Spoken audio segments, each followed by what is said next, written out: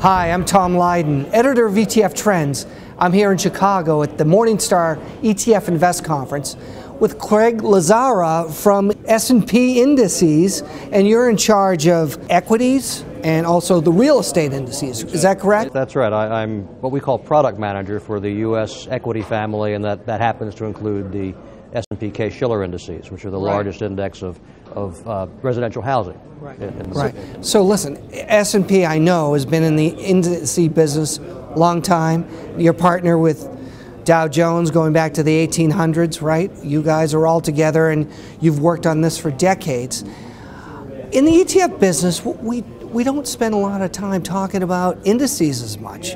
A lot of times, especially in the innovation side, it's, well, what's this new ETF coming out here, or here's a new strategy here. But in 99% of the cases, Craig, it's about the index partner as well, wouldn't you say? I think that's fair. I mean, we're very proud at S&P Dow Jones Indices of our history of innovation, going back, as you said, to, well, you want to go all the way back to 1880, the Dow Jones Railroad Average, as it was then called, now the Dow Jones Industrial Average in 1896.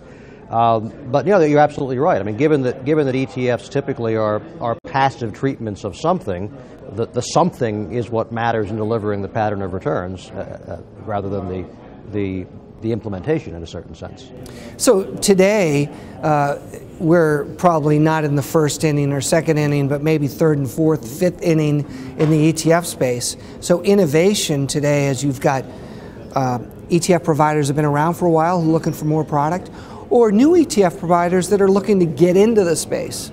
They come to you with ideas and you help them to manufacture an index that they can wrap an ETF around in most cases. Is that right? That's fair. I mean, from the ETF provider standpoint, it's a tough business because you're talking about getting a retail distribution against a number of very well-established, well-known, and justly respected competitors. But that said, I mean, one of the tools that both the existing ETF providers have, as well as potential newcomers, is the ability to offer a product that's different from what's been there before.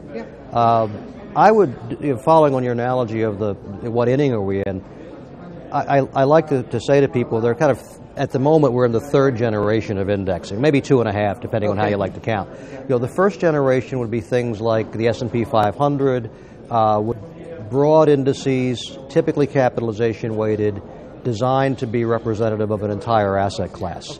Second generation would be things that are either extensions or subsets of the broad index. So the S&P 400 mid cap, S&P 606 small cap, style indices for growth and value, sector indices for consumer staples, technology, and so forth. The third generation is what I typically will call factor or strategy-driven indices. And that, I think, is what you're alluding to earlier, because those are indices which are designed not to deliver the returns of an asset class or a subset of an asset class, but rather to focus on specific attributes with which return behavior is associated. Or even strategy. Exactly. I mean factor and strategy. I use the terms interchangeably. So a good example of that is the one I was talking about earlier this morning at the conference here, S&P 500 low volatility. It's an index we brought out about a year and a half ago. There are ETFs available on it. PowerShares launched about a month after we launched the index. It's been very successful. And from the standpoint of the index provider, one of the things we're most pleased with is that the strategy that we tried to develop when we did the testing and development work for the index, in fact, has been delivered. I mean, one of the important things in designing a strategy index, I tell people, is to be very careful, almost to understand before you start how you'll know when you're finished. And what I mean by that is, the answer to that question can't be, I'll know I'm finished when I do better than the S&P 500. I mean, that's the active manager's approach. So in the case of low volatility, for example, we said, well, we're trying to build an index that delivers a pattern of returns that's less volatile than the parent index. How do we do that? We tested some methodologies, came up with something we thought made sense. And it was in back testing, it was roughly three-quarters of the volatility of the parent index. Well, since we launched a year and a half ago, it's been roughly 70% of the volatility of the parent index. It was successful. It was doing what it's supposed to do. Now, in that case, since you could argue, and I certainly believe this, since you could argue that there is a low volatility factor of return or an anomaly, that low volatility stocks sometimes produce superior performance to higher volatility or high beta stocks, the low volatility is accompanied by higher returns. And that was the case both in testing and in the live period. But it's important to say it wasn't designed to do that. It was designed to deliver the pattern, a particular pattern, and it's done that.